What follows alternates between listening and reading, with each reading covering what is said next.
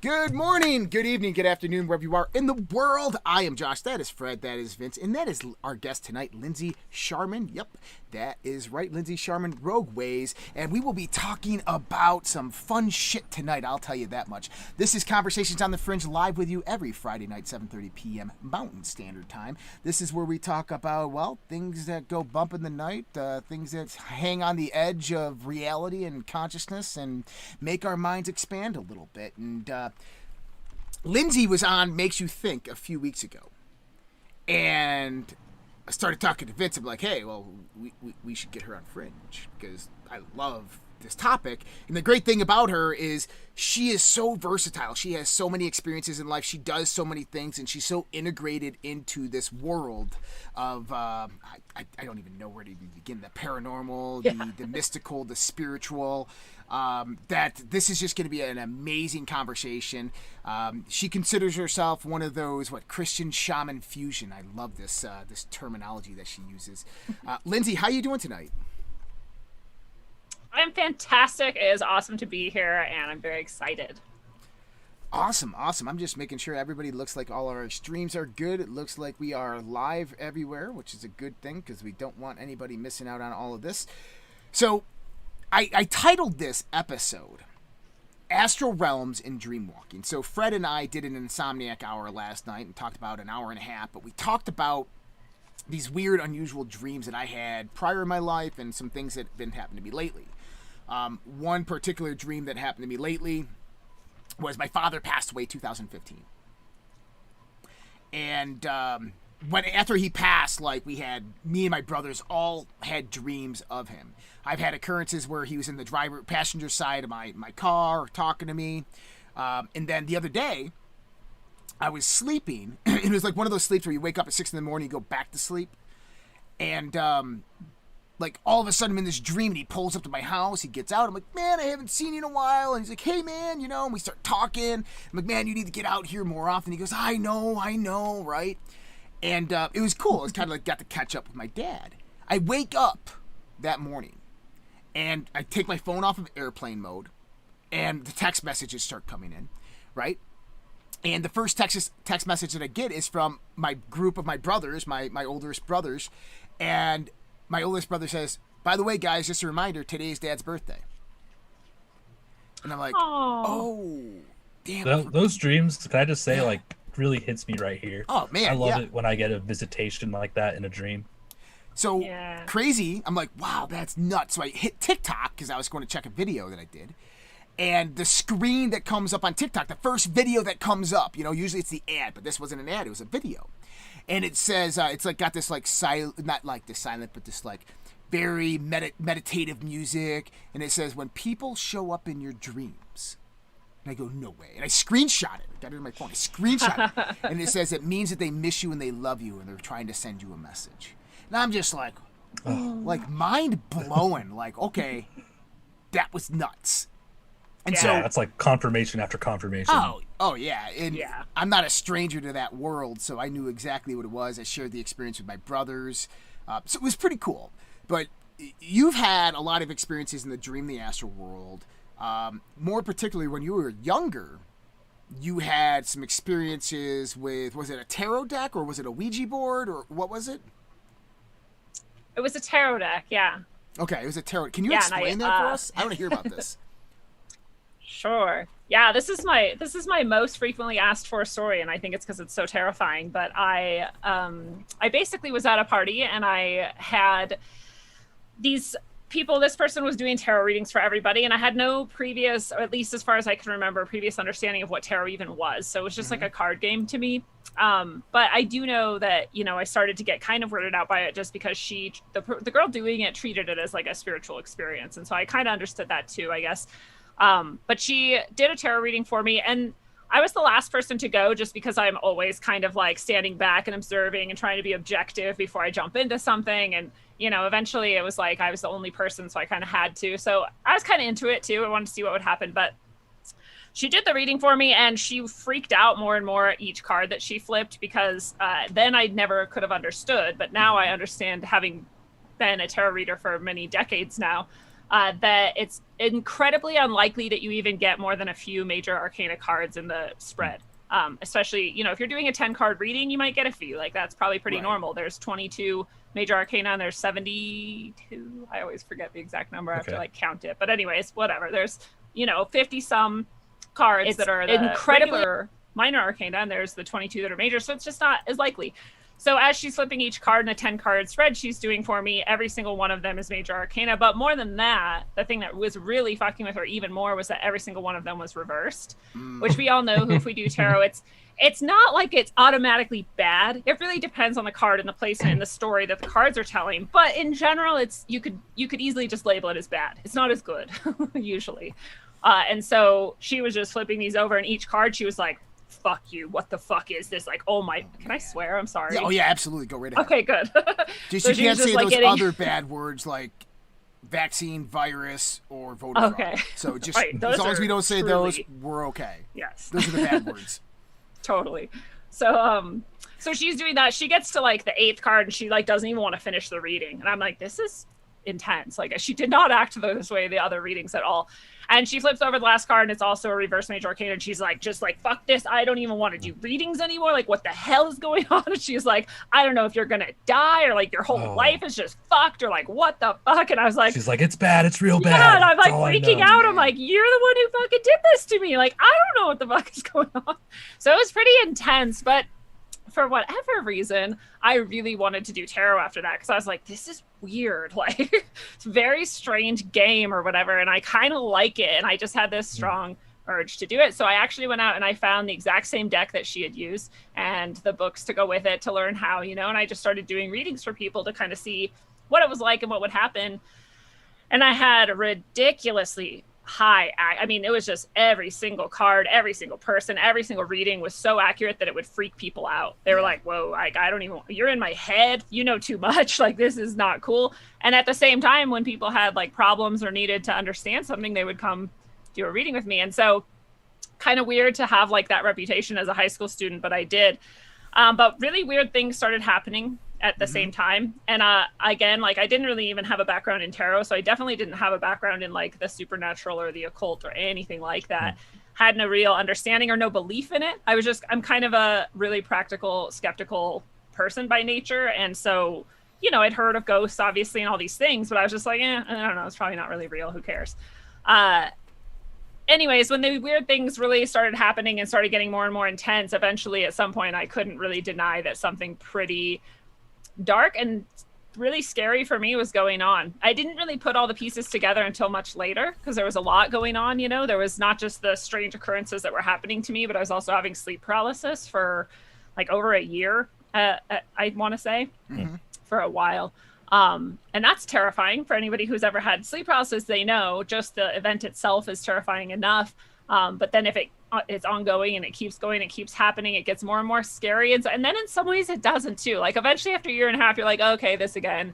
And you kind of almost get like resigned to it. And I definitely got to that point too. But also maybe, sorry, go ahead. Oh, no. So what are you thinking during this whole time? What is going through your mind? So you're awakening into this whole realm of psychicism, right? It's like this whole realm of spirituality that you've never engaged in before. You go and you do this reading, you get all these reverse major arcana. You go out and buy the deck yourself. You're massively accurate, but then you're also having these weird occurrences. But I am not connecting those things at all. Okay. In my head, they are completely unrelated. Now, if you don't mind, and I'm going to press on the personal aspect, what is your life like outside of that realm during this point in your life? I really, from like 12 to 24 or so, I did heavy amounts of drugs. Every drug that I could get my hand on, like cocaine, acid, like definitely weed all day, every day. Lots of alcohol sprinkled in there. And a lot of crystal meth. But I was always like, we can look back at my records. I got 4.0 every single time. I always had perfect grades. Like, I cleaned my room and ate food. I was just very weirdly like super drug addict and really emotionally fucked up, but also like knew that I had to maintain life. Yeah. It was weird. I don't know. And I kind of had this point of pride about it because people were like, oh, drug addicts are all like pieces of shit, scum who like whatever. And I was like, oh, I'm going to show you. I'll be a fucking drug addict and I'll do like amazing at life. Like, watch me. So it was weird. I was a very weird person. But I just, I didn't really think about those things being connected. So asking about the drug use, because I had a profuse amount of drug use when I was younger. I stayed away from... It's common with people who experience this shit. Gen Xers and early millennials, right? But I stayed away from hardcore stuff. I never did heroin, opiates. I never did Molly, anything like that. No crystal meth. I had smoked crack, cocaine. I've done cocaine many times. LSD, psychotropic drugs were my drug of preference. Yeah. But going back and understanding what I know now, I know why I did those things, why I was that person, why I allowed myself to risk my own life, my health, my adolescence, my growth for those experiences. Now, with you, were you incurring any type of emotional trauma during your time in your life? Was this why you were turning to drugs, or was it just kind of the social structure of how it was set up? I would say it was all of the above, right? Like, I definitely have realized that every time I talk to someone like you, Josh, who has these types of experiences too, or other people in that who have psycho-spiritual skills and abilities, people like that almost ubiquitously tend to have done a lot of drugs. So that's very interesting. I definitely had a lot of trauma. I actually have CPTSD, which I've done a tremendous amount of healing from, and I don't know if you could even consider that I have it anymore. I do, but you know what I mean? It's very well taken care of at this point. And so that definitely played into it too. Like, I was definitely doing drugs as a like, fuck you world and fuck me because I suck. And also like a lot of those spiritual type people, I think we see the world really clearly from a really early age. And I think maybe you had this experience too, where you're like, wow, all these motherfuckers don't see any of this shit. Like, none of them understand. Like, from an early age, I was like, we should never have credit cards. I was like 11 and I'm like, Mom, credit is like ridiculous. Like, why is anyone doing this? Well, I think we all grew up at a very interesting time in history. We were like, so I'm 39, I'll be 40 this year. You're millennial? Too. Yeah, okay, so Gen X. Exact same. Gen X or millennial, right? Early stage millennial. Right on the cusps, yeah. And you know, we grew up through the late 80s and the 90s, and that was like the time when a lot of this stuff began to start and occur. And we started noticing, you know, I remember it was like warm, sunny days in the 80s. You know, the grass is half cut. You have the warm breeze. Dad's drinking a beer. You know, Mom's working in the garden. And the world's perfect. And you have Van Halen playing on the radio. To, you know, the 1990s and mid-1990s, the walls collapsed. The world's changing. You know, Clinton is now president. Republicans are screaming at Democrats. You know, religion is being brought back up. You have chemicals in the food. There's threats of, you know, acid rain and nuclear war, and everything starts to get a little scary and hairy. And, you know, for me you're right. We did see this. We did kind of see the perspective change of the world and see it from this level that, hey, look, I'm just going to go take a whole bunch of LSD and try to be one with nature while you guys try to figure out all this political shit. And I wanted nothing to do with it. And I like talking about it. I like listening about it. I like learning about it. But it was really LSD that made me understand the truth about it, because I was able to deep dive into the knowledge base and learn what most people for the 20 years prior to my life weren't privy to, because they didn't have the access to the data, the information, because of technology or whatever it might have been. So I think that we just grew up in a very, very interesting time in the world, and now we have a lot to say about it because we experienced it all as it grew and became this massive monster that it is today. And the reason I wanted to get that out of the way is because of what happens next in your story. You're talking about sleep paralysis and you're wondering what the hell's going on. Please continue. Yeah. Well, some of the events that started happening were finally things that I could no longer deny. Because, you know, if anybody has experienced things like this, your natural inclination is to explain it away. You're like, well, no, it wasn't that. It must have been like the wind or the sun was in my eyes or it's a Tuesday at 3 and that's somehow important. Like you just find whatever just you can, coincidence. right, to rationalize it. And so I did that a lot, but eventually there was a few things that happened that I could no longer rationalize. And I always bring up 2 as an example because they stick out in my mind. And one is that this flashlight that was plugged into my wall, it was a rechargeable flashlight, which is also new technology for that time that we thought we were very fancy and saving the world. Well, if anybody's ever had one, this one at least was very specifically, if it's plugged in, cool. If you unplug it, you have to press down a button completely, keep it held down the entire time, take the part that was plugged in and rotate it until it snaps back into place so it's no longer protruding, and now you can turn it on. The circuit is not connected until then, and you can't turn it on until then. So to turn it on, it takes a little bit, right? Well, I was walking by it, I was alone at my house, and it fell off the wall and turned on, and I didn't really even think about that until I went to pick it up and plug it back in and realized, wait, how did it both come off the wall, press the button, hold it down, turn the thing, press it in, and press the button all in a split second? And I just dropped it and ran. I was like, no way, like this isn't even real. And I left and went to a party, I'm sure.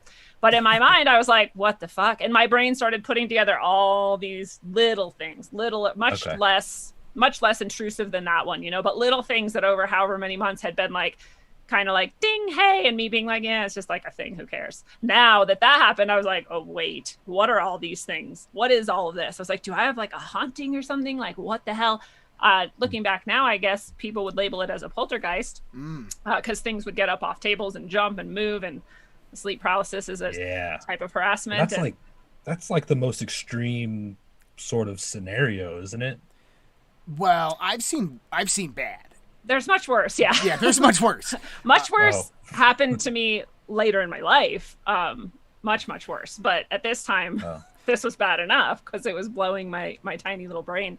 And the other thing that really got me to stop and like know for sure something was going on, I always described to you, I had this dog who was just the best soul in the universe. If you've ever had dogs like this, they're just love everyone, like run up to everyone, like have no sense of danger, of everything is lovable and fun, and just people would come up to like be tough on him and he'd be like, I love you too, and they'd have to like soften, so never growled in his entire life. I'd had him at this point, I'm sure, for like a decade or so more, and never ever heard him growl ever. And so I hadn't even considered that before because it just had never happened. And he was sitting under this desk and I was at the desk and something was happening behind me, and I kept looking and like nothing was there, and I was home alone again.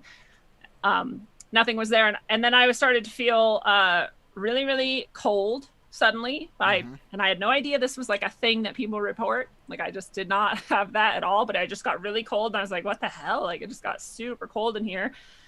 Turn up the heat, maybe, I don't know.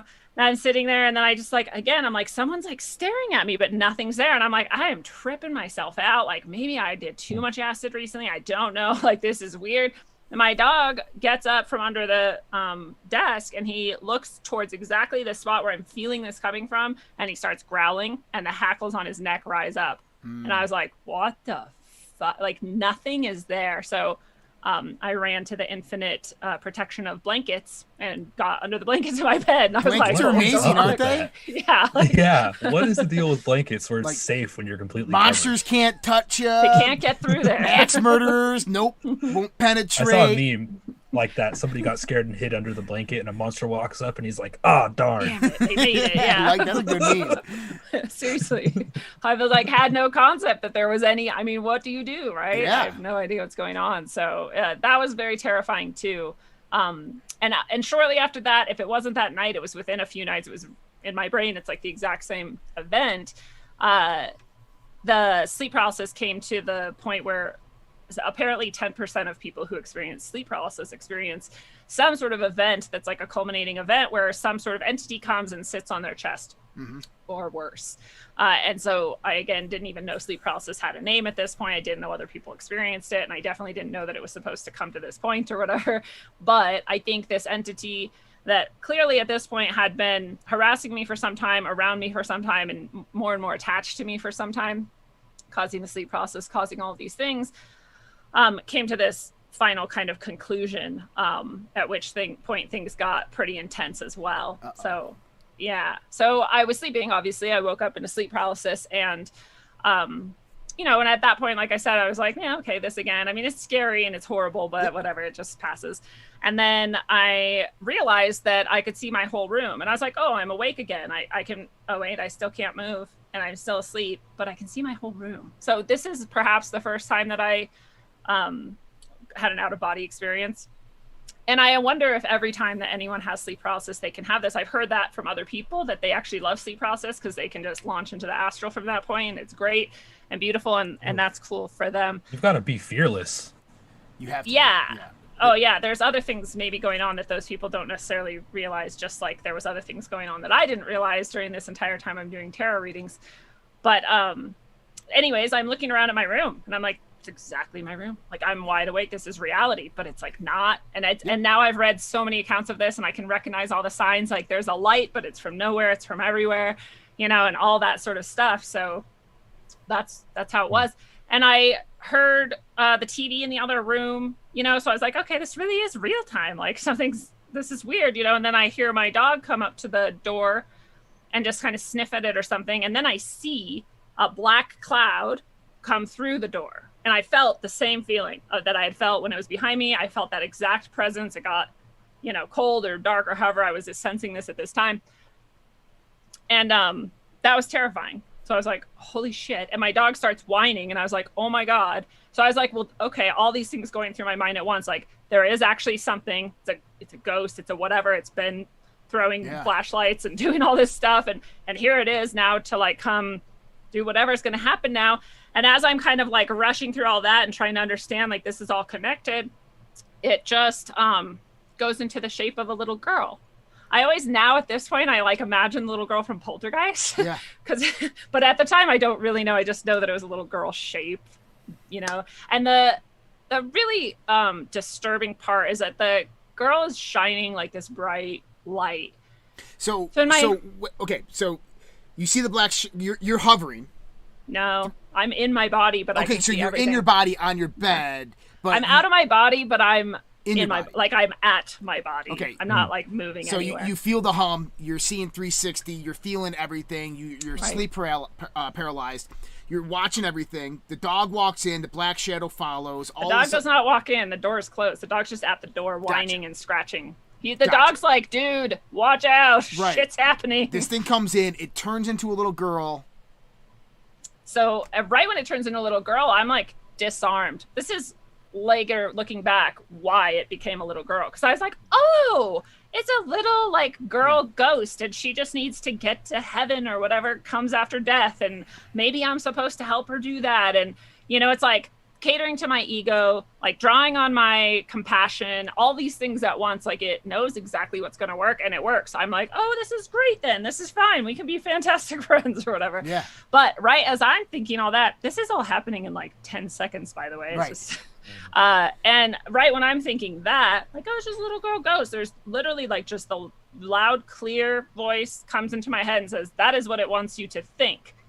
And I was like, and I knew that was true as soon as it said it. You know, like there's a vibe of truth that nothing can imitate that. It's true or it's not. So I knew it was true. And it heard that too. So whatever that voice was, like, can't be concealed, I guess. This thing knew that this had happened as well. So just as it's realizing that I'm realizing that it's not a little girl and it's not safe, it realizes it has no time left, I'm sure. So it jumps at me. And as it's jumping at me, I say, dear God, help me. And just, I like feel more than see like a shield go up, and it like hits that shield. And it is the most pissed off anger I've ever felt. Wow. I heard it. Yeah, I heard it. And I always try to describe the sound, but can't. But it's like 10 billion screeching freaks with like crunching metal and exploding stars and like clashing like chainsaws and people screaming, like all mashed into one sound. Hell. Yeah, like the sound of hell. Well, a lot of those entities, they believe they can possess the body and take the body over, whatever. Yeah. And even some disembodied beings who are just, you know, good souls who are stuck here, you know, they gain enough energy. They're like, oh, you know what? I'm going to try it. I'm going to do it. You know? But this one definitely sounds like... Very malicious. Very malicious being. This wasn't the first time it's tried it. It had been siphoning your energy probably for a very long time because... and learning me.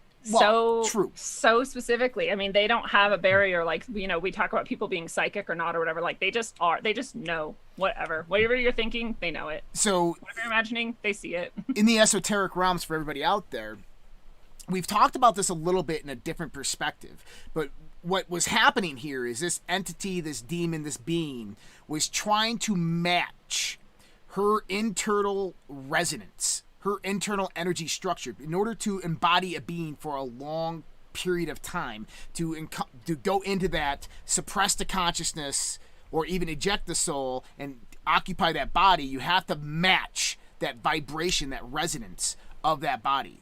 And you'll have these things that latch on and slowly suck away energy out of that body, matching that resonance over and over and over. I mean, this can be years long, and these things are powerful. And whatever came and saved you, I'm like, whatever came and saved you, jeez 'em. Yeah. They're patient little buggers too.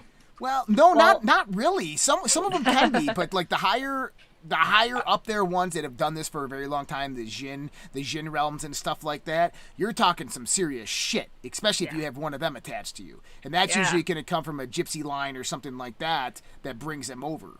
Well, and it's interesting because if it hadn't have tried this, you know, right then, if it had have maybe kept doing what it was doing by giving me amazing tarot skills and like really like playing up my ego more on that, it could have got me to agree. You know, you all these people in the world use jinn and spirits to do all kinds of things, psychic surgeries and whatever. Maybe there's even some good in that. I'm not going to judge those people, but I think it's a dangerous game. But maybe it could have talked me into that, so to speak, if it would have gone about it a different way. But at that point, when you're attacking me and I'm asking for protection and you're rageful at me, like, you know, now there's no going back. Like, now I see you for who you are. And I'm like, I'm fearful, but I'm fearless, you know, like it scared the shit out of me, but I'm also like, oh, you motherfucker, you will never take me. Like, I will do everything to fuck you over. Like, now it's war. It sounded very much like a sycophant or a wraith.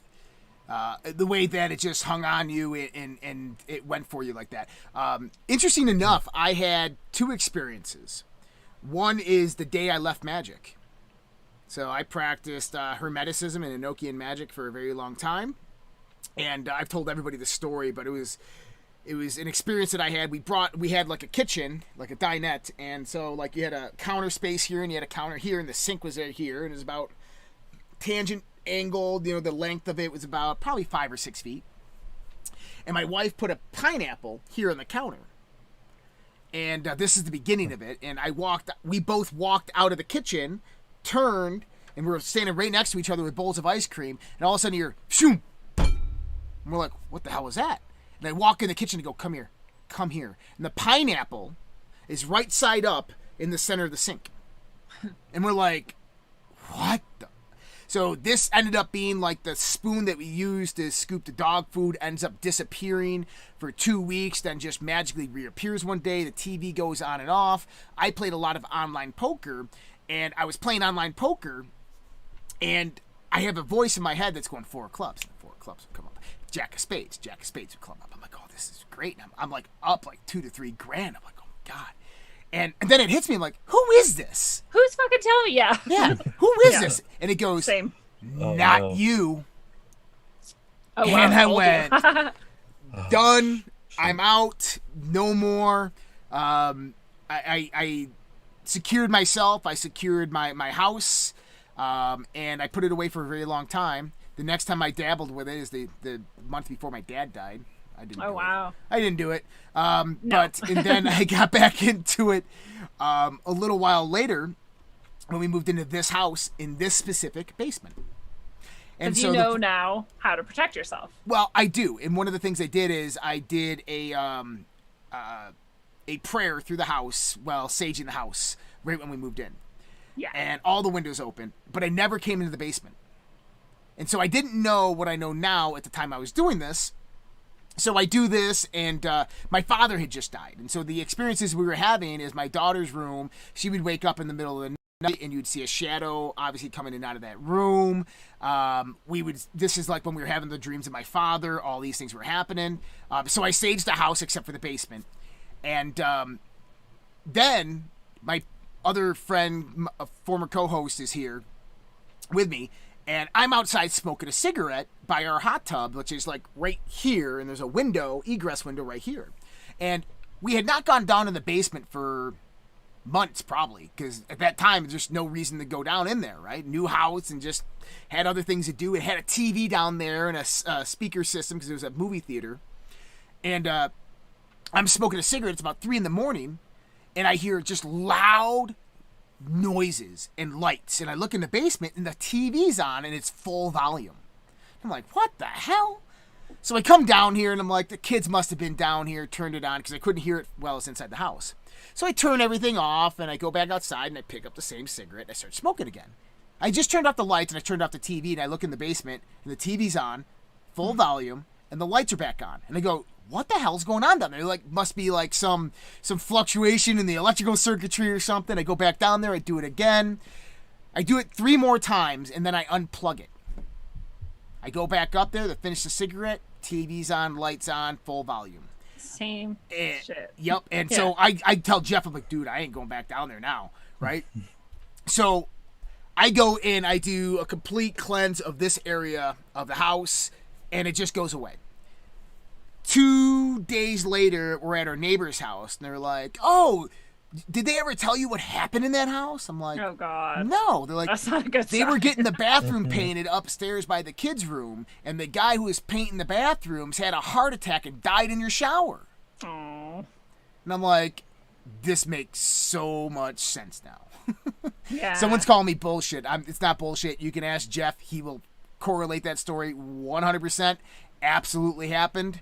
Dude, I'll have like psychics on my show who literally like nail every single thing that they couldn't have possibly known, and people are still like, oh, they're cold reading. I'm like, you're ridiculous. Well, like, I get skepticism, yeah. but you also have to like admit when shit is weird as fuck. You do. And like, I've had experiences in my life that just are unexplainable. And I mean, when I came back down to the basement after unplugging it, it was all plugged back in. And I unplugged it again, and it never came back on again after that.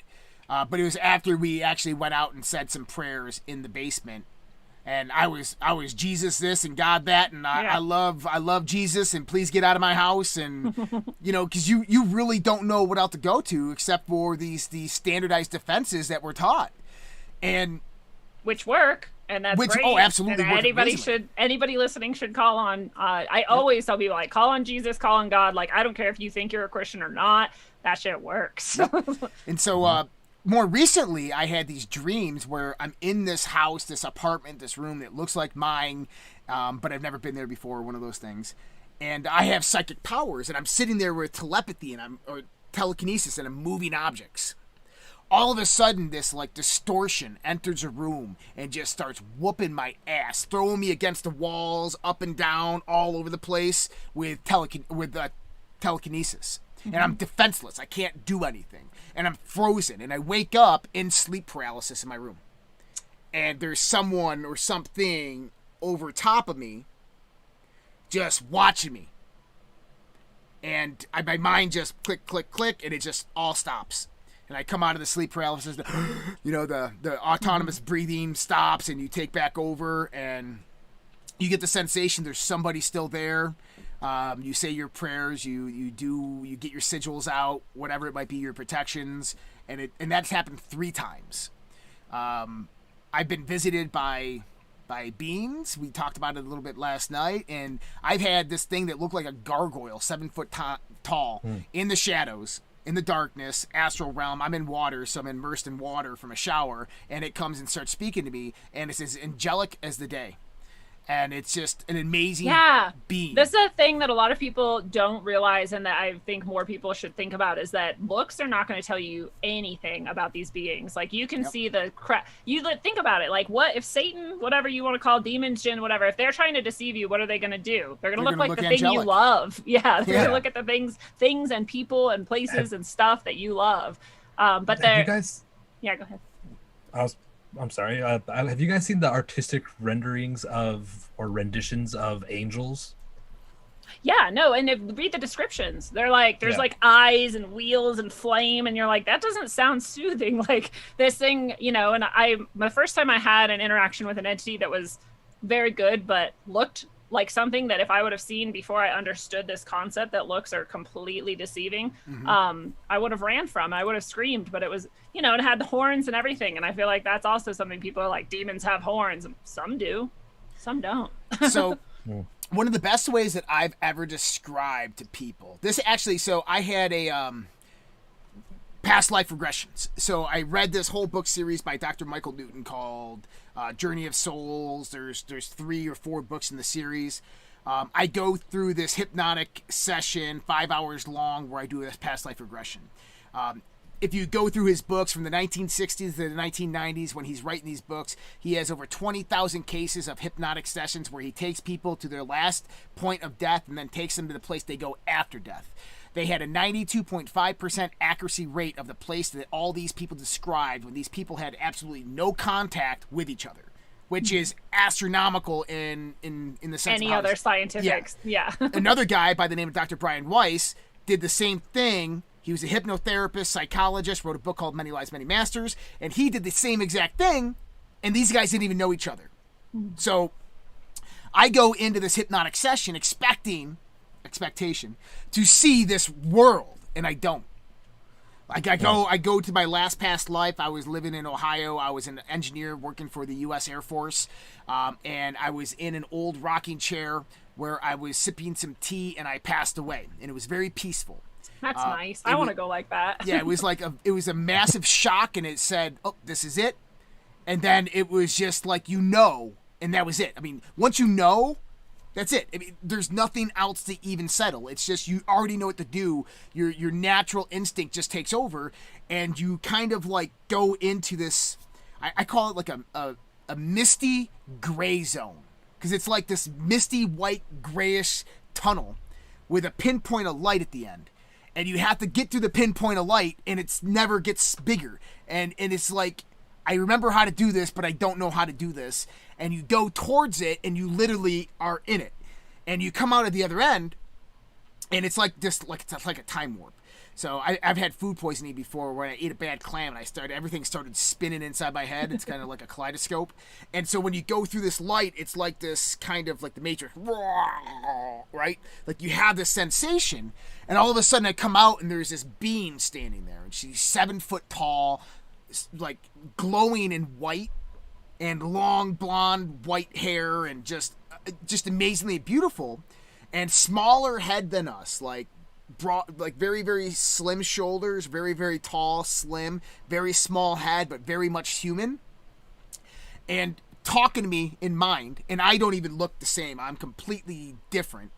And she tells me this story of our civilization, of how it was destroyed, and how these people these beings hijack souls. They hijack heaven, as she called it. And that we're here to help these beings because the same thing's happening to them.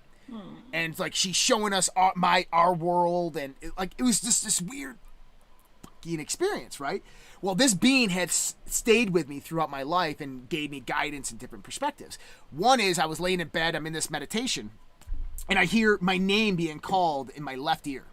Like if you just had someone standing there, Josh, in your left ear. It was like it's clear as day, kind of like tunneling in one ear.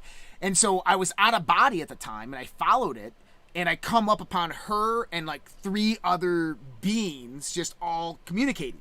And she looks and she's like, how are you here? You can't be here right now. You're not supposed to be here. You're not supposed to see us. I'm like, you guys called me. She goes, nobody called you. How are you here?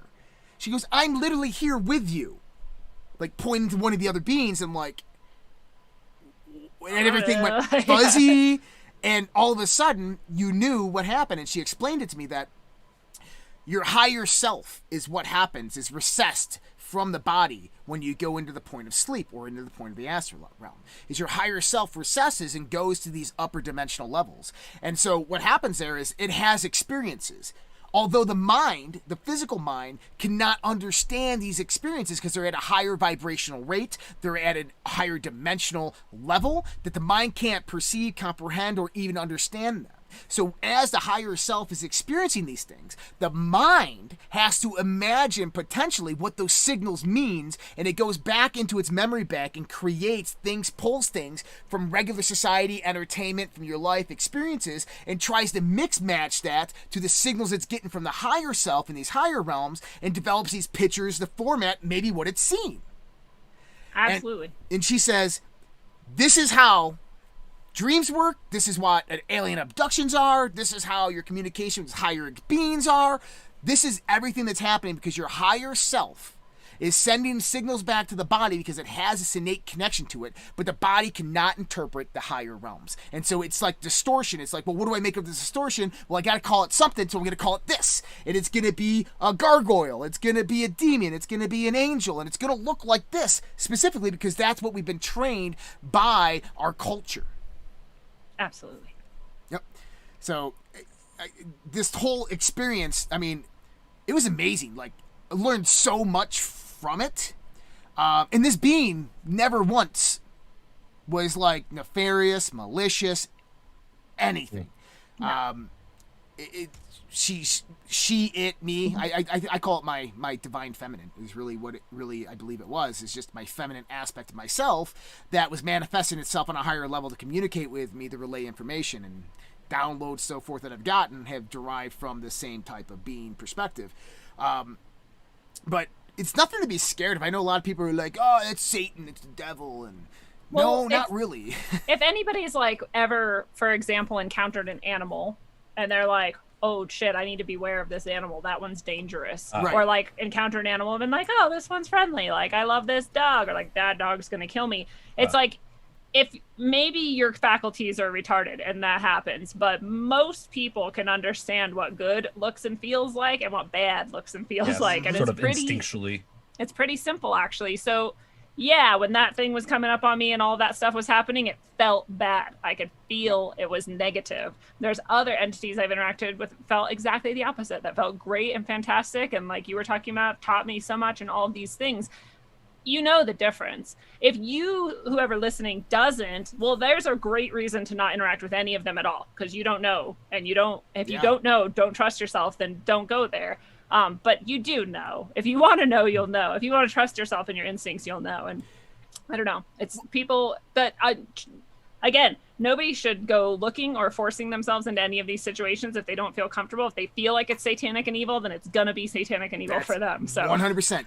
It's the mind creates the reality that you perceive internally. So you're also allowing what you believe is happening, right? So if you believe that a demon can come up to you and do this and that, well, it's gonna, because you just gave it the access point to do so. Exactly. And if you believe, for example, that Jesus is gonna close all those access points and they can't get anymore, they can't get in anymore. It's a lot. It is like you create your reality, and it is like you're literally agreeing, Agreed. or not agreeing to these things.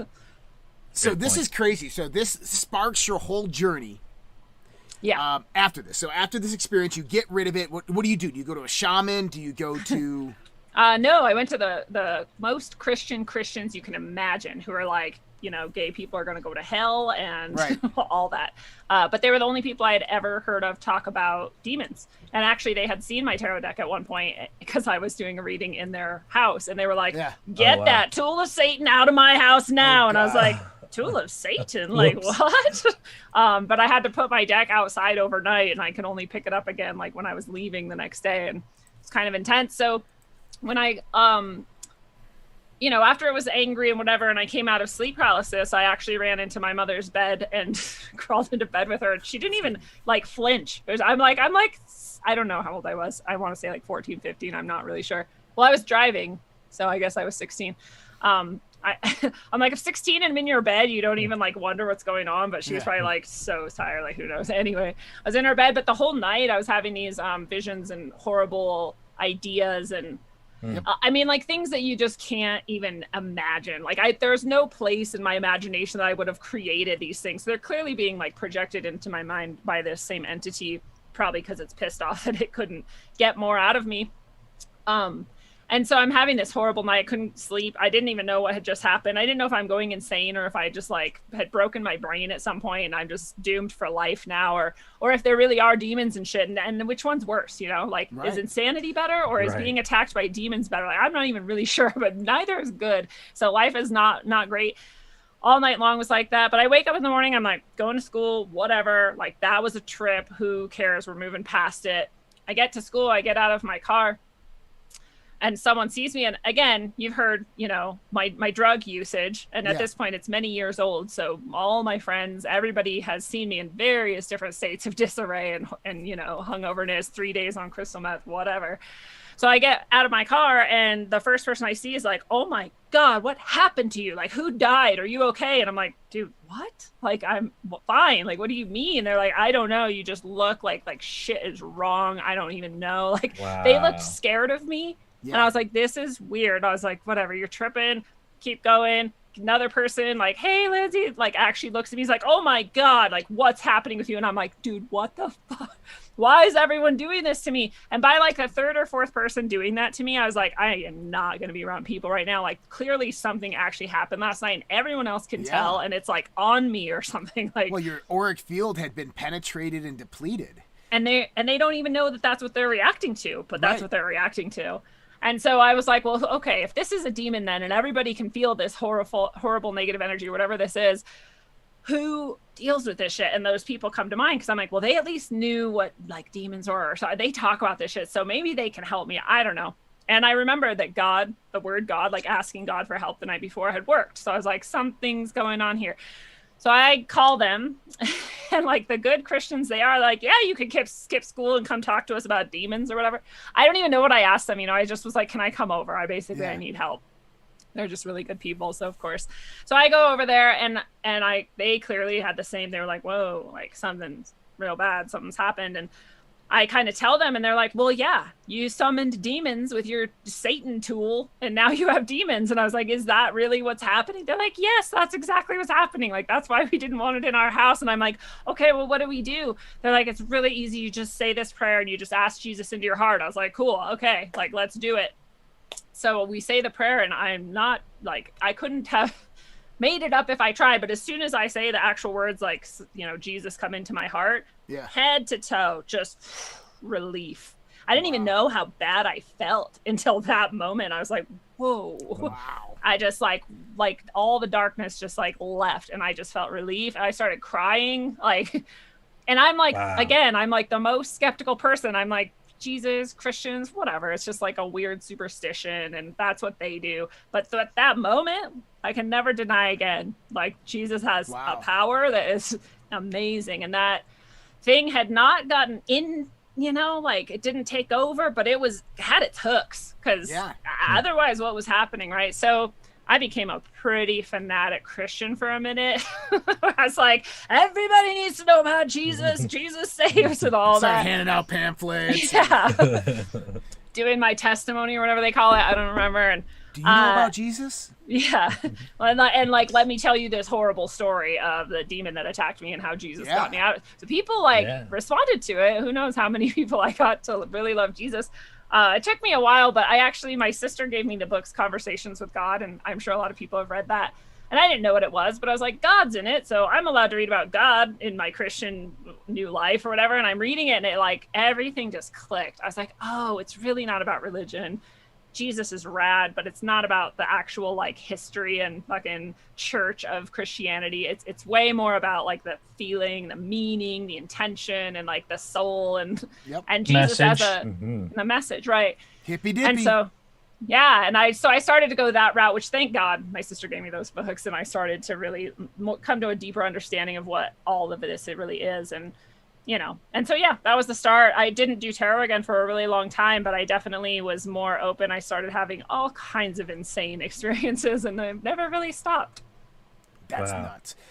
I love that story. Oh, thank you.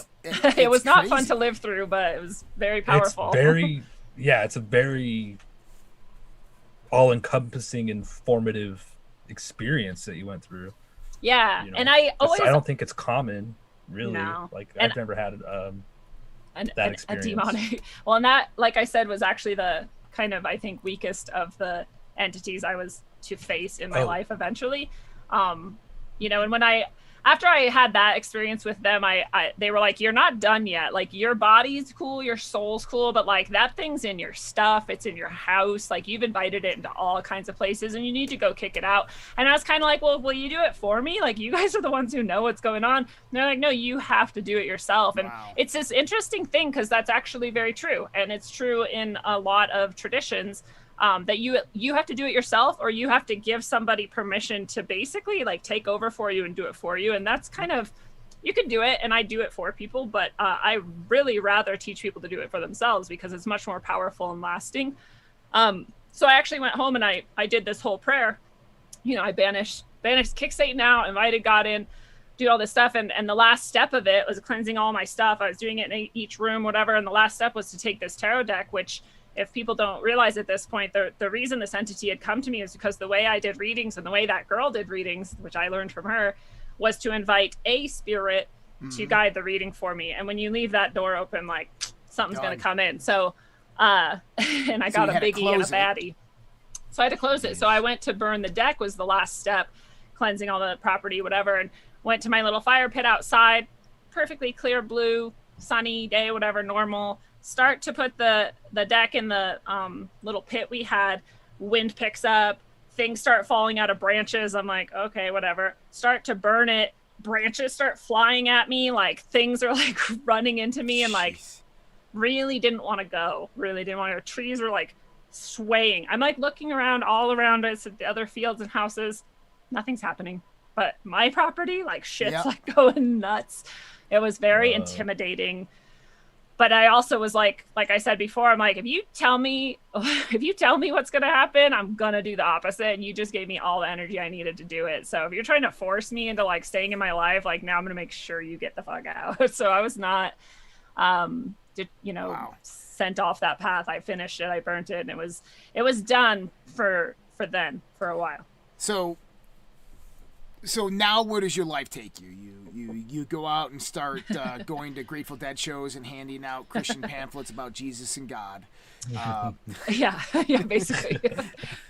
Yeah, until the Conversations with God book, I read the Bible every day, and I talked about Jesus and God all the time. It was like pretty intense. Which there's nothing wrong with that. I mean, if people want to be religious and spiritual, that's fine. I'm more of the spiritual oriented person. I have a relationship with God that is a personal thing with me.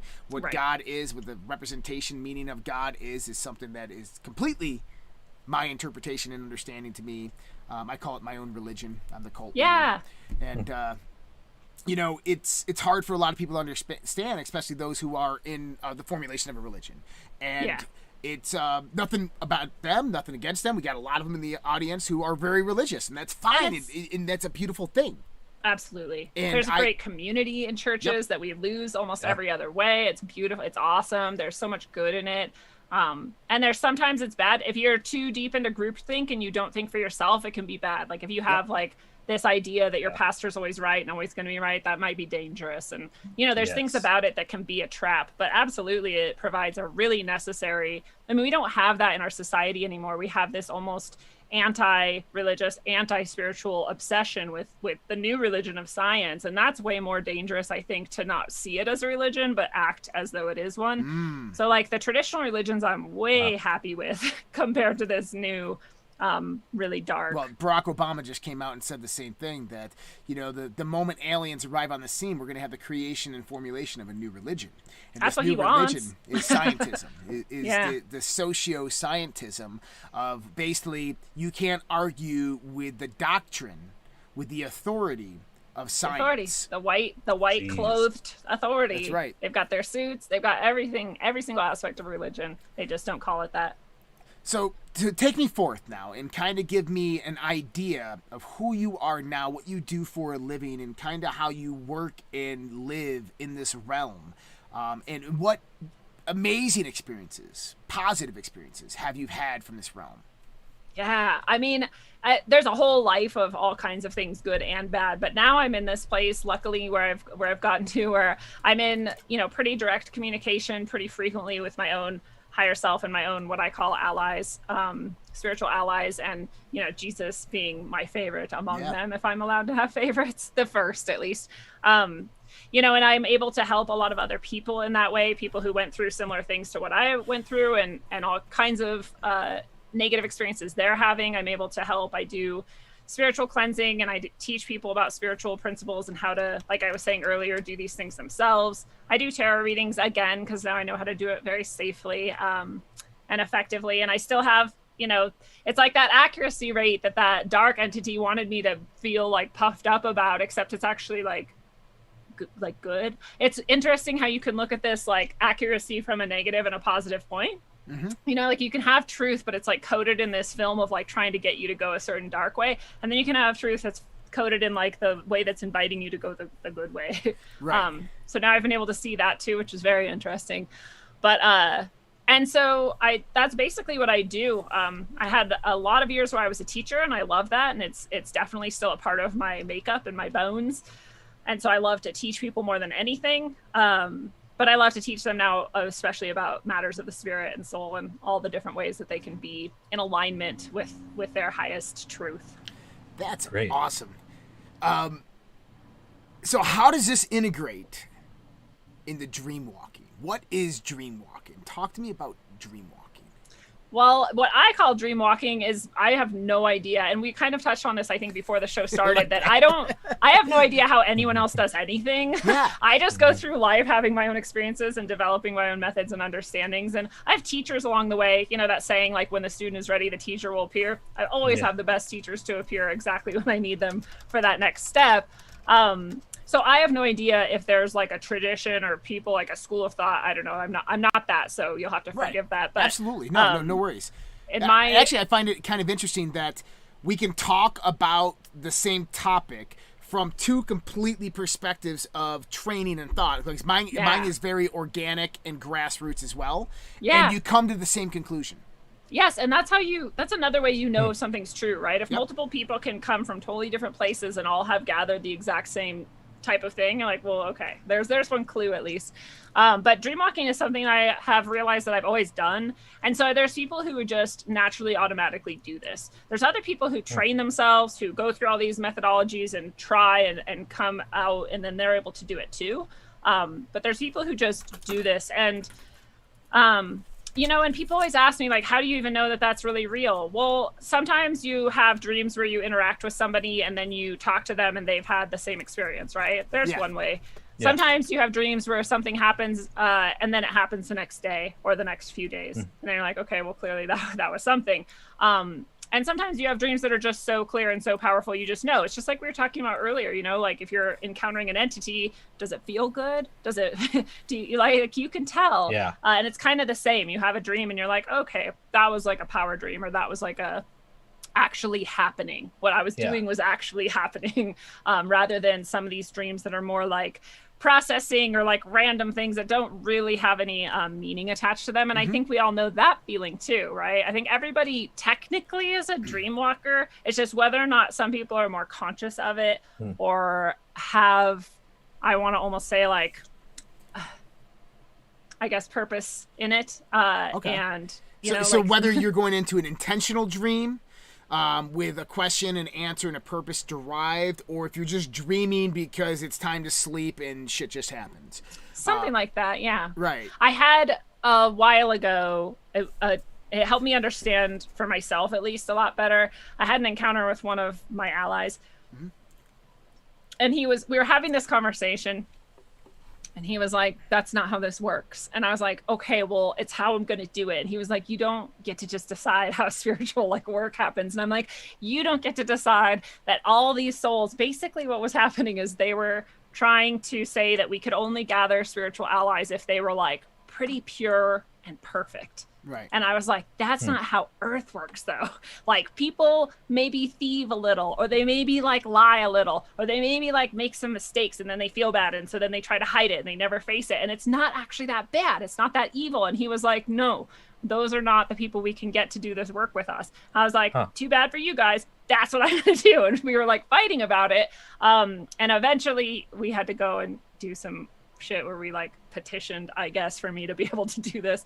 So it was one of the moments where I was like, okay, like it makes a lot of my dreams make a lot more sense. It makes a lot of the work I do make a lot more sense at night. I wake up a lot of times and I'm like, dude, I just feel like I like did this work all night. It's not like exhausting really, but it's like, I just am aware that I didn't really just sleep, you know, right. I didn't really just recharge. I just like accomplished a lot of shit happened. And a lot of times I remember specifics of it. And I remember going to people and we're like, generally my dream work at least is going to people and trying to get them to see the role they could play for themselves and the world if they chose certain things that might seem really minor and subtle and mundane for people, but actually turn into these like hugely effective, hugely amazing, like that the like dark side, if that's what you want to call it, would hate that you do. And it's like so actually simple for you. And we basically are trying to invite people into, you know, the movie Inception? Yeah. It's kind of like that. You're like trying to convince their subconscious to accept this as something they actually want to do, so that when they wake up, they might not remember, oh, this weird like set of spiritual beings came and tried to, but they'll remember like, suddenly I really want to start working out or start like drinking more water, whatever so it might be. This is nuts. So we were talking about this last night, Fred. So a few other things that happened to me in dreams is one dream that I had, it was a recurring dream that I had multiple times. And this is, I'm in my old hometown, and it's like you have a street that goes west and one that goes south. There's a Masonic temple right here. There's a bank right here. And there's a monument with the circle, you know, the circle that everybody has to go around, the monument. And I'm walking towards the monument, and I see my ex-girlfriend, like, being grabbed by somebody. And I start running towards her, and I'm, like, running in slow motion. And out of my peripherals, I see somebody. It's a man. He's got kind of, like, an older hat on. He's got a mustache. He's in a suit. And he's holding a little notebook, and he's writing something down while watching me. And I'm, like, seeing him on my peripherals, and I go like this, and I go, who are you, in slow motion? He looks up, and all of a sudden, it's like a big explosion. And the explosion is me like circling around, and I'm like stuck in this middle of this like explosion cloud, and all of a sudden I'm like looking around and I'm in the bank, and I'm like weird. I'm like walking in the bank, and it's a blue couch and a red couch, and I'm walking through like this wooden gate like you're going into a courthouse, and it's like old 1920s teller stations, and I'm like standing in line and I got papers in my hand. I'm like, this makes no sense, like what the hell's going on, right? And I'm like, this isn't the bank. This isn't the way I remember this bank. And the security guard taps me on the shoulder. And he goes, sir, is everything all right? And I turn around and I go, it's you. Who are you? And right when that happened, poof, the explosion happens again. I wake up. And this happened 4 times in a row. On the 5th time it happened, instead of running towards my ex-girlfriend, I ran towards him. And I grabbed him. And I said, who are you? And he goes, you're not supposed to see me. You're not supposed to know God. I am here. And that was it. That's my 3rd chill. Yeah. Oh, yeah. So this is like, I never really got an answer. So the best answers I got from this was, he explains to me that we live in dreams. We watch dreams. We observe dreams. Why, I really don't know, but there's like beings that live in dreams and observe dreams, and it's just weird. Well, sorry. Go ahead. Well, when you were talking earlier, I wanted to say too that a lot of my earlier dream work that I now look back and understand what was going on was basically training. And you were talking about how like, I forgot what you were talking about. You're talking about like how something was moving you around, or you were moving things psychically. Yeah, there was something I was sleep paralyzed, but something was through telekinesis throwing me around and beating me up. So I had a ton of dreams that were often on like a ship of some kind, and I had to learn how to use my mind in order to control anything. And it would start with really small things, and then eventually it was like a battle. Me and this other person were battling, and I had to like disable them with my mind. And I tried all these different things, you know, and then it finally worked. And then every time I'd have like a success, like, oh, I was able to do it. Like I was able to like move the wall, or I was able to like end this person or destroy this thing. It would move on to like the next time I had a dream like that, it would be like something even bigger, to like the final time that I had a dream like that was like the most gigantic. It was like a huge arena and I was me size, I was human size. Serena is like the size of like a city basically, and this giant monster of some kind, I mean like 70 stories tall, was like coming at me, and I had to stop that thing. And really, again, looking back at it, I understand all of that was designed to make it so that my mind understood there are no limitations in the dream world, and that you can do literally anything you want. So that when I can look at that monster and just nail him and flatten him to the ground and he can't move anymore, like even though I'm this big and he's that big, like now my mind knows size doesn't matter, speed doesn't matter, make anything happen, space doesn't matter, you can make anything happen. And I never had another like training dream again, but after that is when I started doing dream work. So it's like I went through training to be able to do this, and I feel like you maybe have too, but I'm not sure. Huh. Yeah, so maybe you're a dream worker too, and that is part of your training. We had Dr. Bruce Olaf Solheim on the show 2 weeks ago. Such a great guy. Oh my god! Oh my god! This guy's amazing. So he's a psychic as well, but he's a PhD professor at a college of history. Just not the type of guy you would think. Citrus College in California. Yeah, he just was one of the lead speakers at what is it called? It's what is it? The thing in the desert. It's Coast to Coast AM. Yeah, Contact in the Desert. Okay. So Coast to Coast AM hosts it, right? He was just on George Norrie's show, Coast to Coast AM. He's on Beyond Belief. We had him on this show, and he had this contact ever since he was a little kid with this ancient alien mystic by the name of Anzar. Anzar, yeah. And he starts talking, and like he has a lot of this stuff in the dream world as well. And I told my experiences. He goes, "Dude, you were abducted." And I'm like, well, yeah, dude. I started thinking about it. If I retold those same stories I just told you in a different way, people would say I was abducted. Exactly. You would think but that I don't. Well, here's the thing: is I had a lot of experiences when I was a younger kid of similar occurrences. One of them is that me and one of my buddies, Tommy, we snuck out of my house. I was about 10 years old. We snuck out of my mom's house, and it was about a half a mile through kind of like fields to get to my dad's house. And we like had kitchen knives. We're all dressed up as ninjas. We're just crawling like this, like 10 years old, trying to be Ninja Turtles at midnight, right? And I remember we got to this one area, and we look up in the sky, and there's this plane coming, but we can't hear the plane. We can only see it. It's massive. It's like going in for landing in Rochester. And we look up, and we're like, oh, man, look at the plane. Next thing I know, we show up, and it's like midnight.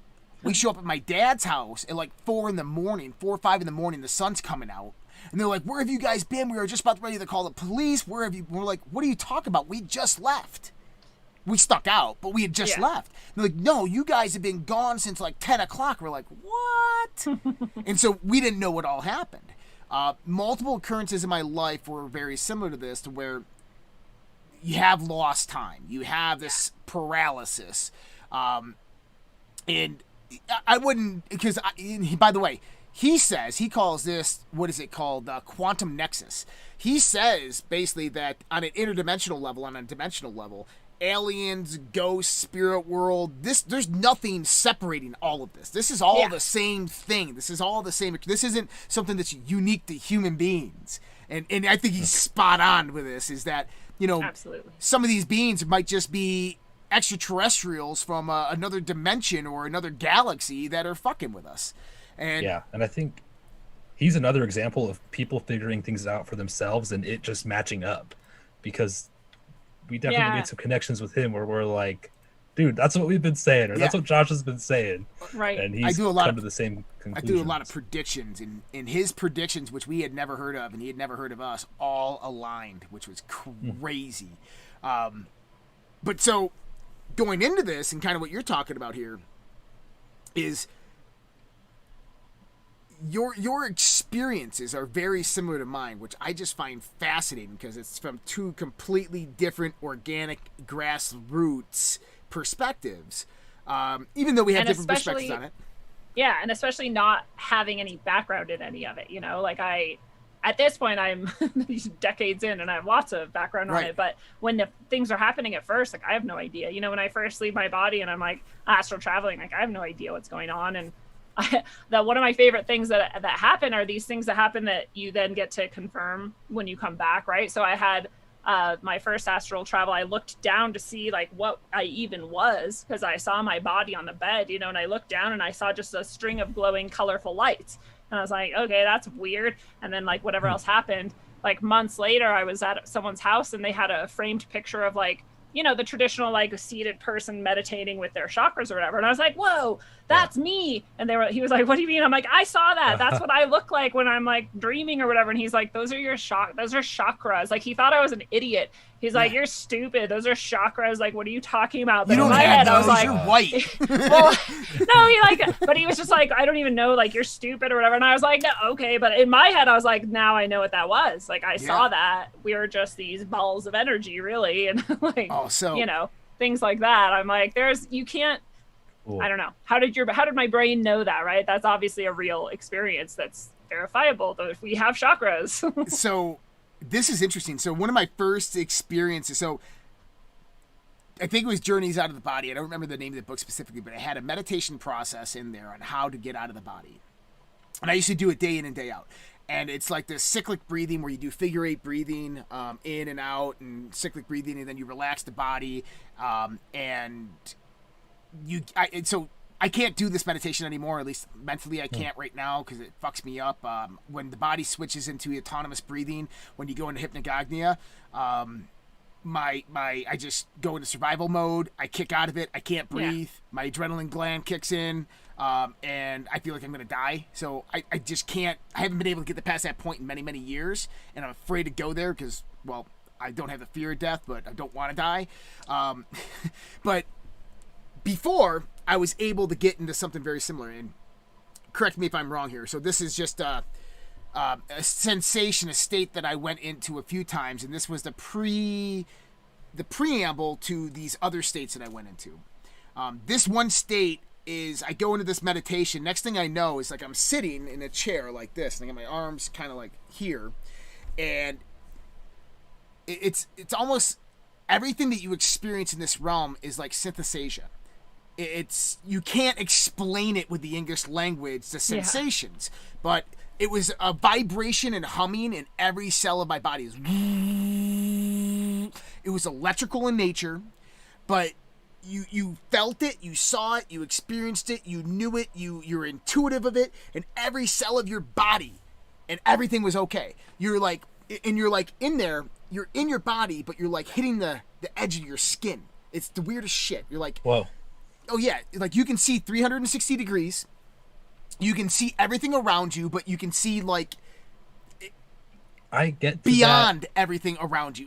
I can't explain it. 360 degrees around you. You're in your body, but you're like touching your skin. Like you can just go if you want to. Like you're aware of your heart, your lungs, everything. You can feel the lungs coming in and out. You can feel the heart beating. You can feel digestion. You can feel every sensation in your body. And then you step forward, and all of a sudden you're just in this whole other world. And it was weird because it's kind of like, it's not cold, but it's not warm.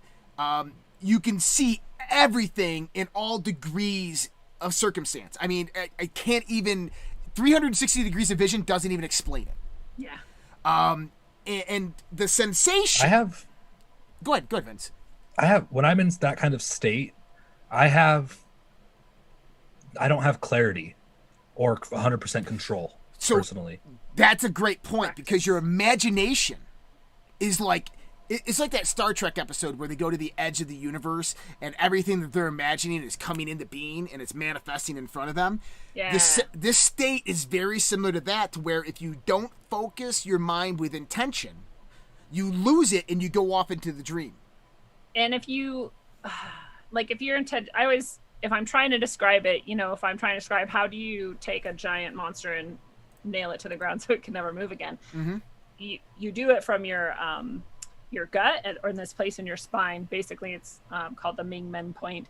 And in those areas, if you put your mind there, it's hard to describe, but if you put your mind there, you can do anything. You can form yourself as anything. You can go anywhere and do anything and stay control. Like, you can stay like compact sort of almost. But if you like just go looking at something and you're putting your mind out there, well, now you're now you're like, you've blown yourself apart. You Right. basically can't maintain it, right? And so this is, I think, part of why meditation in real life is, in 3D life or whatever this is really important, because you're actually practicing that same thing of like having your mind be in certain specific areas with specific intentions. And there's all kinds of meditations, but all of them are basically helping you do that. So if you die, if you go into astral travel, if you go dreamwalking, you have that same skill of like, okay, my mind is focused, it's right here, or it's right here, or it's right. And as soon as it's over there, you're not there anymore. I just remembered this too. I lost control one time in a vivid dream state, or a lucid dream state, where I realized I'm dreaming, and I'm like, okay, I'm dreaming. Don't fucking think of anything scary. And then I think it's like a scary like demon clown, and it just like comes at my face. But most of my experiences, I'm aware of what's happening, but kind of just letting things happen. But you know what I mean? Well, most of the times when you obtain these states, and early on when you get there, they don't last very long because it's really difficult to sustain them. Kind of what Lindsey was just saying is you have to be able to develop form. You have to be able to hold form, which I didn't know life is very much that same thing. True. But when you get into these realms, you have to learn kind of how to control, focus the mind with intent. You have to have a mission. Very early on, you can't just run around and just go explore. Maybe you can. Maybe you're like Bob Monroe, who just does it, right? For a lot of people, it's a new experience. It can be scary. I remember, though, when I transcended. And Transcendence was... The book I'm writing right now is called Transcending the State. And it's this meditative process that I learned a long time ago. And... When you transcend, time literally, I don't even know how to explain it. Moments are hours. It just all flows together. But I've been in this transcendent, I call it samadhi, transcendent state many, many times. And the way I explain it is you hear your senses. You hear, you taste, you feel, you smell. You can't even explain it with those, but that's just the best way to explain it. It's like this music. It's not even a music. It's just there. It's like a hum. It's like a sound, a noise, something. But you feel it, you sense it, you taste it. It's all within you at the same moment. And when you get up there, and this was an upward state. So to kind of give you an idea, when I visualize this state, I always start in this construct. It's kind of a black matrix type of construct. I'm kind of got like the fabric of the construct coming into the head, the other part of the fabric of the construct coming into my feet zone. So I'm kind of like stuck in between this construct. And the construct kind of just formulates away into this kind of like hazy type of whitish hazy, grayish hazy type of area. But there's this sensation that comes over you. And it's a knowingness of, firstly, comfort, of gratitude, of just peace, of inner tranquility, serenity, but knowledge. You're surrounded by infinite knowledge. And it's, you realize in this mental state that you're in is that you know everything. You're like in the Akashic records and you just downloaded them all and you're like, I fucking know it all. I'm here. I did it. And he was so interested in me because he said, well, because, you know, the voice says, if you know everything, then what do you know? And then this is the problem, is that you realize that you know everything and you know that you know everything and it's understood that you will know everything. But the fact that you know everything means that you know nothing because you have no question to ask since you already know the answer. And they're on mushrooms. Well, yeah, and then you're on mushrooms. And then so... yeah. Then the sensation came to me is that this is the feeling that very much God feels. That totality and absolutism feels. Is that if you are everything, if you are totality, then there is nothing left to know. And that's a very lonely state. And that's a very sad state. Hence why we experience, we have this thing called life. To me, this was about 20 years ago that experience happened. And it was a very defining moment in my life because it proved to me without a reason of a doubt that there is something more grand that I could ever explain And happening you in the universe. know it. Nothing can change it. I had someone say to me once, really ignorantly, Lindsay, it would be, you really just need a sense of faith. And I laughed. I was like, I wish I could give my level of faith to everyone because it's unbreakable. Yeah. Nothing Wow. could ever happen to even wiggle it a little bit because I've been there. I've experienced it. And I know. It's not the type of faith where I'm like, oh, I know and you're wrong and I'm right. It's the type of faith where I'm like, dude, God is real. That shit, I have a soul and literally nothing else matters. So I'm good. The end. Powerful. Wow. So So just so funny. You need faith. I'm like, okay. yeah, faith is an interesting thing because it derives from the word trust, and trust is one thing in the universe that I absolutely have, especially when you understand the magical been there. realms, the spiritual realms. Is Yeah. once you see how they all work and how they all operate, it is trust. There is nothing other than it. That God is impartial, and that's kind of hard for me. God is impartial, and that's really hard for people to understand that God is the ultimate duality. It is absolutism. You can't know it. You can't understand it. It's incomprehensible. It's unknowable. People want the judging dad. That's why Yeah. that's why people created that in their religion, right? But that's not a thing. You No, can do that. God's not God gonna is do all that. tsunamis that kill hundreds of thousands of people. Yeah. God is, solar systems that become destroyed and end civilizations. But God is also all love and gratitude and all happiness and joy. Yeah. But it's impartial. So what God did is God has laws. And these are the laws of nature. These are the laws of the universe. And man created their own laws. But the laws of nature and the universe are very, very well known within these esoteric realms. And if you understand these laws, you get to have this level of trust built into what we call faith. And they become the foundation of it. And this is why I study Hermeticism, because there's 7 to 8 fundamental laws or principles. Dude, once I read the Kybalion, I was like, oh, this is all so obvious. It's like, you know it already, but then you read it and you're like, well, duh. How did anybody not know this? But at the same time, I'm like, you're so grateful that someone said it so you could remember that that's how it is. That's exactly what it was. William Atkinson is one of the gentlemen who wrote that book. He also wrote a book called The Law of Attraction, which was the first time that phrase was utilized in 1932, 1938 time frame. And he wrote that book based upon 18 other principles of magical process that pertain to what the law of attraction actually is. And this is something that the buoy, the law of attraction, never really took into place, and they just completely left it out and made you spend $20,000 a year to learn it all, when it was all just books that you could have read on your own. Anyways, going into that, it is a foundation of trust. And just like in the foundations of Judaism and Christianity, Abrahamic religions, is you have the law. The law, God gave you the law. And the law is what dictates the universe, and it is absolutely true and sound. In Hermeticism, we have the same thing. We have 7 to 9 principles, 9 principles when you get very in-depth into it, of how the universe operates. And when you understand these to a T, your life will never be the same, because you can control and dictate and influence all of your actions in life to your own benefit and the benefit of others. And when you do that in ill will to basically undermine anybody else's free will, that is called dark magic. When you try to influence someone for your own benefit while basically taking away their own sovereignty, that is dark magic, that is black magic, and that is not what we are seeing today in this world, by the way. What we are seeing today is people freely giving up their will to these others. That is Satan. Voluntary servitude.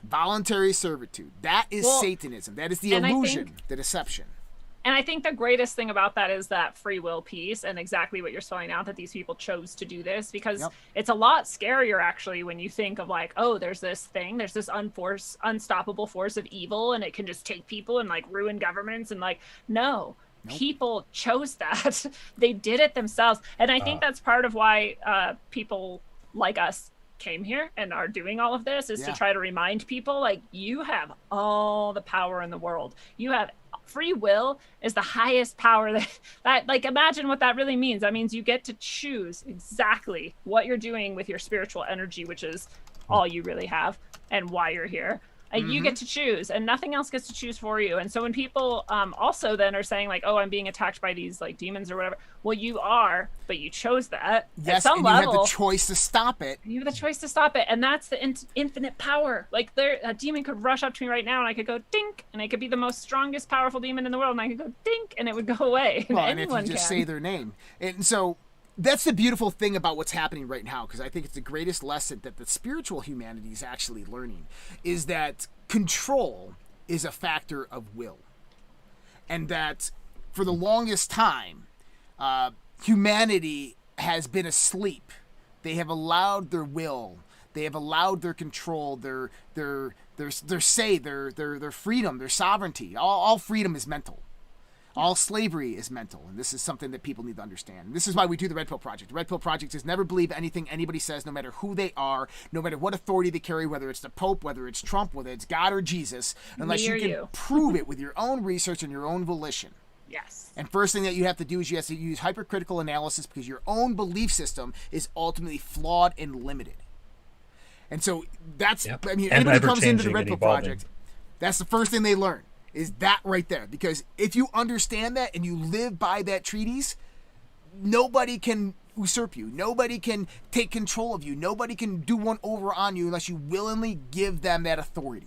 Well, that's what scares me about right now, is so many people are so many regular people are willingly giving themselves up to this whole thing through face diaper wearing and in no V words. Experimental medication injection.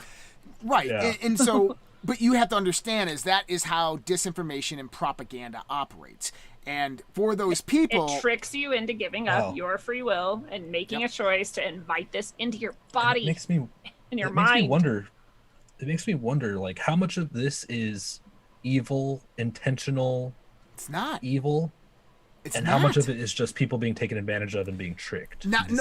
So listen, I've had this long-born theory that you have to understand that these ancient bloodlines that are playing out this story of what's happening right now. Firstly, one of the things that they're doing is they're predatory. They are preying on religious zealots. People who are held onto their religion for the last 50 to 60 years, they've organized world and global events to mimic revelations so that these people become scared, fearful, panicked, and they can basically control and dictate their decisions from that point. I know that people are like, fuck you, Josh. No, listen, look at it, right? They're bringing about revelations because they are trying to lead all you people to a certain point to make a decision.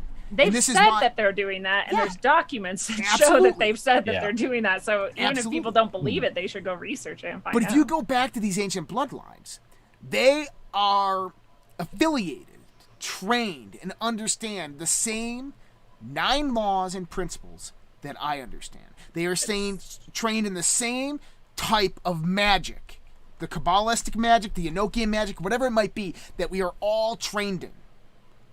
Whether they're evil, whether they're alien, whether they're interdimensional, it doesn't matter. What really matters here is that they are not using black magic to undermine anybody's free will or sovereignty. Instead, what they are doing is they are allowing you to willfully make the decision yourself. And that right there means that there is a choice. And that choice can turn around at any day that people take back that power. And it happens and starts right here, right now, in the United States, by people saying, no, I will not comply. But here's the thing, is we're past that point, because it's come to so deep in this that people complied and gave up that will so much that there is no longer individualized freedom as expressed from the individual, because now it is contracted within law and policy under a corporate regime. And see, that's the thing that we have to undermine now, is we have to pull ourselves out of that system and be a free system based upon nature and based upon the principles of God and how all that operates. And that is going to take a revolution not only on the streets expressing our free will, but also within the minds of each and every individual on this planet and in this country, and especially in this platform. And it has to be devoid, and I mean this by saying this, is that it isn't one religion here and one religion here and one political party here and one political party here. No, it is humanity united in one accord and one sounded voice that, no, we do not want this. You will not do this. We are putting our foot down here and now, and watch what type of magic happens the moment that humanity decides. Shit will happen, and it will happen fast because we take the power back. You know, Satan is a very, very interesting character. Now, I've always said that Satan is not Lucifer. And this is what people always needed to understand, that Lucifer is the false light, is the deceptive light. It is your reality that you look around you. It is Maya to Buddha. It is the illusion that Buddha had foreseen and fought with. It is your whole reality and information coming at you, trying to deceive you to make choices and decisions that are not within your own influence. That is Lucifer. Satan is a being, it's an archetype within all of us. And it is something that can control and dominate your controls and your decisions if you allow it to. You all have the power. Everybody here has the power and the ability to take it back and to be free and sovereign individuals and to save this world. Yeah. I always say this. People don't believe it because it's too simple. It's not easy. It's simple, right? It's hard actually sometimes because you're so deep into it that you're really, really stuck in so many ways that you don't even see yet. And it takes so much pain and work to like unpeel all that and become a real sovereign, true human being. But doing that alone is enough to save the world. And every single spiritual saint and teacher all throughout history has said the exact same thing. They've all said some version of, if you want to save the world, you save all of yourself. Save all of yourself, you save all of the world. And it's not a little nice, trite Hallmark saying. It's the directions. Here's the directions. How do you save the world? You fucking save yourself. And you save yourself by waking up and by peeling away all that bullshit, all that samsara, whatever, getting rid of it and seeing the truth and living in the truth. Guys. I couldn't agree more with 100%. Both of you. Yeah, and so, listen, guys, we're going to go to Fringe After Dark here in about 30 minutes. That is a subscription show that we have. If you're interested in that, if you go to our Linktree, so it's linktr.ee/Redpill Project. If you go there, it tells you how to get into Fringe After Dark. For those in the Master Patreon subscription or the Redpill Plus subscription on the social Redpill, which is linked up right there, you should be able to have access to that. Just go to your individualized groups. For everybody in all the above groups, just go to the Master Patreon group if you want to join in the Zoom, or the Fringe After Dark if you want to join on the YouTube. That'll be in about 30 minutes. We'll see if Lindsay's going to join us. I think she might be, but somebody asked a request, and they said, have you looked at Trump on tarot and seen what's going to happen with Trump? Nah. Okay. I don't. I treat people's spiritual sovereignty very seriously, and Trump didn't ask me to look at his shit, so I'm not going to look at his shit. I respect that very much. And we're going to talk a little bit more about this freedom and slavery topic, especially in the sense of the mental realms and mental zones, and really what magic kind of is in the real world, and how this dictates based upon the laws that God has governed. And this is all for Christianity as well, on the same laws, because they all pertain to the same realm of understanding. And so that's one of the things that we're going to talk about in Fringe After Dark.